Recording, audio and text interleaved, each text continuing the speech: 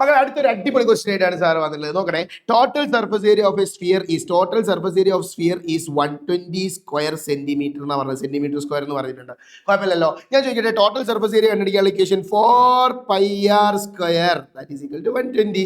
അങ്ങനെയാണെങ്കിൽ ആ ഇൻറ്റു 4 ഞാൻ ഇപ്പുറത്തെ കൊണ്ടുവരുമ്പോൾ എന്താ കൂടാ, πr² is equal to 120 divided by 4 that is equal to 30 എന്ന് കിട്ടി. കുഴപ്പമുണ്ടോ?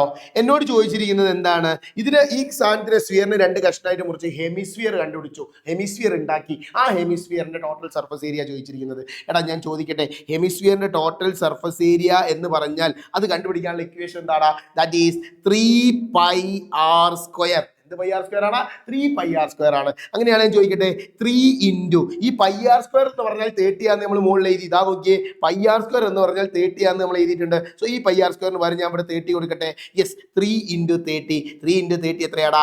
90 സെന്റിമീറ്റർ സ്ക്വയർ. സെറ്റ് അല്ലേ? ആൻസർ കിട്ടിയില്ലേ?